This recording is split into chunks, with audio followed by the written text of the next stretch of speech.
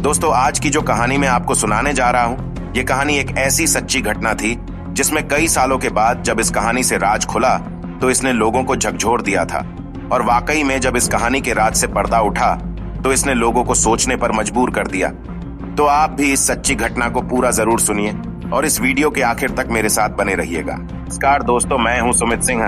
आप देख रहे हैं क्राइम स्टोरी की नई कहानी। इस कहानी की शुरुआत होती है साल 2010 में। दरअसल राजस्थान के अलवर शहर में एक छोटा सा गांव है, टपुकड़ा। इस छोटे से गांव टपुकड़ा में कमल सिंघला नामक एक लड़का रहता था जिसकी उम्र 2010 में लगभग 22 साल की थी। और यह लड़का इसी गांव में छोटा सा कंस्ट्रक्शन का काम करता था और इसका काम भी ठीक ठाक चलता था। गांव के सभी लोग इस लड़का को अच्छे से जानते थे क्योंकि गांव में इतनी आबादी नहीं होती। गांव के लोग एक दूसरे से मिलते जुलते रहते हैं, इसी कारण गांव का हर व्यक्ति एक दूसरे को जानता ही है। इस कारण लोग कमल सिंघला को भी जानते थे। लेकिन दोस्तों, गांव वालों को इसकी भनक तक नहीं थी कि आगे इतना कुछ भयानक होने वाला है। यह लड़का जिस जगह पर रहता था उसी के पड़ोस में एक लड़की रहा करती थी जिसका नाम था शकुंतला। शकुंतला की उम्र उस समय लगभग 20 साल की थी, यानी साल 2010 में कमल सिंघला 22 साल का था, यह लड़की 20 साल की थी। कमल और शकुंतला पड़ोस में रहने के कारण इन दोनों के घर में इनका आना जाना रहता था। अक्सर कमल शकुंतला के घर जाया करता था। शकुंतला के घर वाले भी कमल को बहुत अच्छा लड़का मानते थे। घर में आने जाने कारण कमल और शकुंतला की बातचीत होने लगी थी। कमल अक्सर शकुंतला से बातचीत करने का बहाना ढूंढ ही लेता था और ये दोनों खूब बातें करते थे। दोनों आपस में दोस्त की तरह रहने लगे, आपस में बातें शेयर भी करने लगे। दोस्तों, इस कहानी में वो होता है जिसके नतीजे ने इस कहानी को इतना भयानक बना दिया जिसके बारे में कोई सोच भी नहीं सकता था। दरअसल दोस्तों, कमल और शकुंतला आपस में इतने घुल गए थे कि इनकी दोस्ती ने प्यार का रूप ले लिया। दोनों आपस में एक दूसरे से प्यार करने लगे, कस्में वादे करने लगे। धीरे धीरे इनका प्रेम इतना बढ़ने लगा कि कुछ पल एक दूसरे का बिना रहना मुश्किल हो गया। दोनों ने शादी के सपने देखने लगे। यहीं से दिक्कतें शुरू हो जाती है। ये एक दूसरे से प्यार तो करते थे लेकिन दोनों को यह डर सताने लगा कि घर वालों या गांव वालों को यह खबर ना लग जाए। तो अब यह दोनों चोरी छिपे एक दूसरे से मिलने लगे। दोस्तों, चोरी से एक दिन कमल शकुंतला के पास गया हुआ था। गांव के एक शख्स ने कि दोनों को बात करते हुए, इशारे करते हुए देख लिया था। वह शख्स ने इसके बारे में इनके घर वालों को बता दिया। साथ ही यह बात धीरे धीरे गांव में फैल जाती है।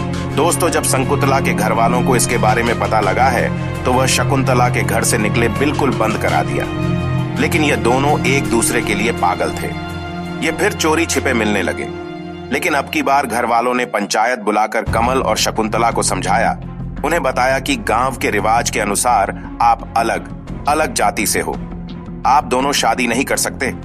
तो आप अपनी बात यहीं पर खत्म कर दो। क्योंकि दोस्तों, गांव में बिरादरी का नियम चलता है जिसके तहत लड़का लड़की की सेम जाति में शादी की जाती है।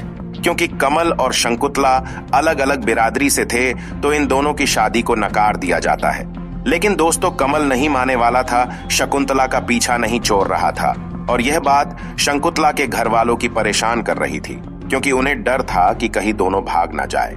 इसी डर से शकुंतला के घर वालों ने हर बाराई में शकुंतला के लिए रिश्ता ढूंढना शुरू कर दिया। आखिरकार कुछ दिन बीतने के बाद शकुंतला के लिए एक लड़का पसंद कर लिया जाता है। यह लड़का दिल्ली के समान खान का रहने वाला रवि कुमार, जो दिल्ली के बड़ा ही सीधे साधे घर वालों का बेटा था। इसका स्वभाव बड़ा ही सरल और सीधा था। तो शकुंतला के घर वालों को यह पसंद लड़का आ जाता है और दोनों की बात पक्की हो जाती है। लेकिन तभी दोस्तों, यह बात कमल सिंघला को पता चल जाता है। कमल परेशान हो उठता है क्योंकि वह शकुंतला के बैगर नहीं रह सकता था। इसी परेशानी उसे बुरे ख्याल आने लगते हैं। तभी दोस्तों, कमल शकुंतला को पाने के लिए नए नए तरीके ढूंढने लगता है। और इसी बीच उसने क्राइम फिल्में देखना भी शुरू कर दिया ताकि कोई आइडिया मिल जाए। तभी दोस्तों, आखिर 2 फिल्में हमजार और हेलन ऑफ ट्रॉय देखकर उसके दिमाग में एक ऐसा आइडिया आता है जिसके बारे में सोचकर ही रोकते खड़े हो जाए। यह वही प्लान था जिसने पूरे वारदात को अंजाम दिया। लेकिन यह प्लान किसी भी तरह से सही नहीं था, कानून के खिलाफ था और खतरा भी बहुत ज्यादा था। लेकिन दोस्तों, कमल शकुंतला को पाने के लिए किसी भी हद तक जाने को तैयार था। आखिर उसने सारी हदें पार कर दी। दरअसल दोस्तों, यह एक ऐसा प्लान था जिसे पूरा करने के लिए 2 बातों को होना जरूरी है। शकुंतला का इस प्लान में शामिल होना, दूसरा किसी दूसरे शख्स का इस प्लान में शामिल करना। तो कमल सबसे पहले उस दूसरे शख्स को ढूंढता है जो इस प्लेन में उसकी मदद कर सकता था। तो आखिरकार कमल को एक शख्स मिल जाता है जो कमल का ड्राइवर था, गणेश। तो कमल ने गणेश को सारी बातें बताई। गणेश एक बार तो मना कर देता है, तो फिर कमल ने गणेश से पूछा, अगर वह इस काम में मेरी मदद करेगा तो मैं तुम्हें 17,000 दूंगा। इसी 17,000 रुपये के लालच में गणेश कमल के प्लान में शामिल हो जाता है। अब बारी आती है शंकुतला की। कमल प्लान के हिसाब से शंकुतला से कहता है कि तुम रवि से शादी कर लेना, घर वालों को मना मत करना। यह सुनकर शंकुतला चौंक जाती है। क्या बोल रहे हो? तुम मुझे प्यार नहीं करते हो? इसके बाद कमल शंकुतला को पूरी प्लानिंग बताता है। कहता है कि तुम्हारी शादी रवि के साथ होने के बाद ही हमारी शादी होगी। इसके बाद कमल शंकुतला में कहता है कि एक शर्त है। वह शर्त यह है कि तुम रवि के साथ शादी करने के बाद 2 महीने तक अपने पास भी नहीं आने दोगी।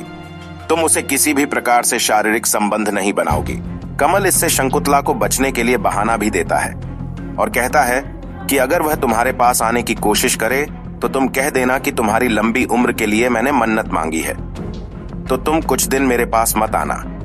और शंकुतला ने कमल की बात सुनकर प्लान के लिए हाँ भर दी। आखिर का 8 मार्च 2011 को शादी हो गई। लेकिन प्लेन के हिसाब से 9 मार्च को, यानी कि शादी के अगले दिन, शंकुतला घर आ जाती है। इसके बाद वह कुछ दिन अपने घर रहती हैं। तब रवि के परिवार वाले शकुंतला को बुलाते हैं। तो आखिर अपने प्लाने के अनुसार 21 मार्च को शकुंतला अपने ससुराल चली जाती है। तो दोस्तों, अब रवि शकुंतला के पास आने की कोशिश करता है तो शकुंतला उससे कहती है, लंबी उम्र के लिए मन्नत मांगी है। रवि भी जबरदस्ती नहीं करता है और बड़े प्यार से शकुंतला की बात मान लेता है।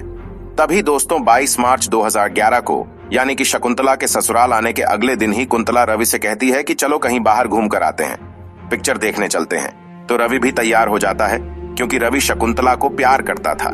रवि उसके साथ ज्यादा से ज्यादा समय बिताना चाहता था। तो रवि तैयार हो जाता है और रवि और शकुंतला निकल पड़ते हैं घूमने के लिए। तभी शकुंतला रवि से कहती है कि यहीं पर पास में उनके रिश्तेदार भी रहते हैं और शादी के बाद गांव से मिली भी नहीं है तो वे उनसे मिलने मिल जाएंगे।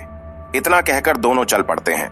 अब दोस्तों वह समय आ जाता है जिसका कमल सिंगला को बेसब्री से इंतजार था।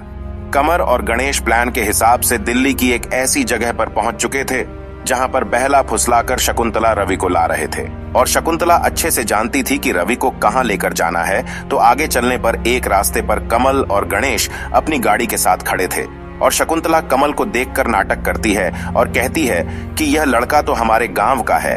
तो रवि भी बड़े प्यार से कमल से मिलता है और रवि कमल से अच्छे से बात करता है। इसके आगे कमल रवि और शकुंतला गाड़ी में बैठ जाने को कहता है कि मैं आपको आगे छोड़ दूंगा। खुशी खुशी से गाड़ी में बैठ जाते हैं और आगे चलकर ही उनके रिश्तेदार के घर से थोड़ा पहले ही गाड़ी रोक लेता है और शकुंतला को वहां पर ड्रॉप कर देता है। लेकिन जैसे ही रवि गाड़ी से उतरता है तो कमल कहते हैं, आप गाड़ी में बैठिए, आपसे कुछ काम था। तो रवि भी सोचता है कि शायद कुछ मदद चाहिए होगी। तो रवि गाड़ी में बैठा रहता है और दोनों बातें करते करते गाड़ी में चले जाते हैं।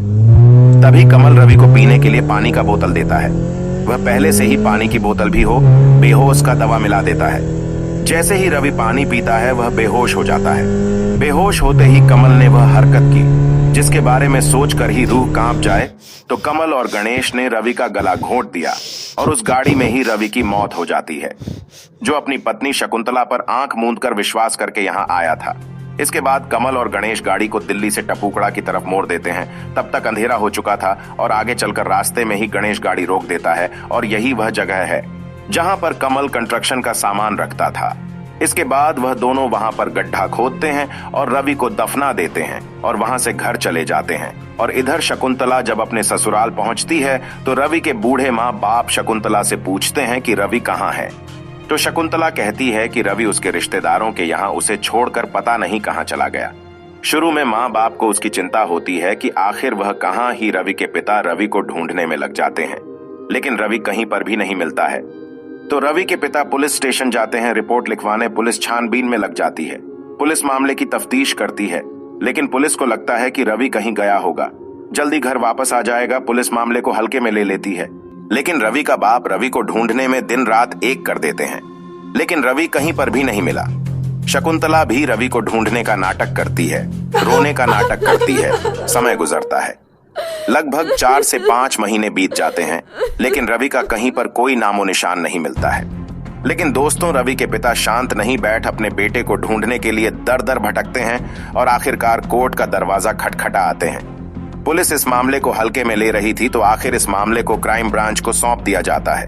अब क्राइम ब्रांच की टीम रिश्तेदारों, घर वालों और दोस्तों से पूछताछ करती है, लेकिन फिर भी कहीं से कुछ भी सबूत नहीं मिल रहा था और आखिरकार समय बीतता है और 8 साल बीत जाते हैं। जाने के 2011 का मामला 2019 में आ जाता है।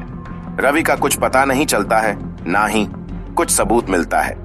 तभी दोस्तों क्राइम ब्रांच को शकुंतला की हरकतों पर कुछ शक होता है, तो आखिरकार पुलिस ने सादी वर्दी में अपने कुछ लोगों को शकुंतला के घर के इर्द गिर्द निगरानी रखने के लिए लगा दिया और आखिरकार उनके सामने एक बात आती है। इसे कुंतला का अपने ही गांव के किसी कमल सिंगला नाम के लड़के से चक्कर चल रहा है, जो पिछले कई सालों से शकुंतला से मिलने आता है। पुलिस के पास ऐसा कोई सबूत नहीं थी जिसे पता चल सके कि कमल ने ही रवि को कहीं गायब किया है। पुलिस जांच करती है तो पता चलता है कि 22 मार्च को, यानी कि जिस दिन रवि गायब हुआ था, उसी दिन कमल और गणेश दिल्ली में थे। तो पुलिस एक बार फिर अदालत के दरवाजे खटखटाती है। कमल और गणेश का ब्रेन मैपिंग टेस्ट करवाना चाहते हैं ताकि इनके झूठ को पकड़ा जा सके और आखिरकार ब्रेन मैपिंग टेस्ट किया जाता है। इसमें रवि और गणेश फंस जाते हैं। पुलिस की पिटाई के आगे हर चीज उगाल देते हैं। पिछले 8 साल से रवि के बूढ़े माँ बाप का इंतजार खत्म हुआ। कमल और गणेश बता देता कि रवि को कहां पर मारकर दफनाया है। जब पुलिस खुदाई करती है तो पुलिस वालों के रोंगटे खड़े हो जाते हैं। उस जगह पर 25 इंसानी हड्डियां मिलती हैं। जांच में पता चलता है कि हड्डियां रवि की है और यह उसी रवि की है जिसके माँ बाप पिछले 8 साल से अपने बेटे को देखने के लिए दिन रात एक कर दिए थे। और इसके बाद इन तीनों पर 302 के अलावा और भी मुकदमे चलाए जाते हैं और अभी यह तीनों जेल के सलाखों में रवि को मारने की सजा काट रहे हैं। तो दोस्तों, यह थी सच्ची घटना की टू कहानी। मिलता हूं एक नई कहानी के साथ, तब तक आप चैनल को सब्सक्राइब करके जुड़ जाइए। हमारे साथ ऐसी और कहानी देखने के लिए अपना ख्याल रखिएगा। धन्यवाद।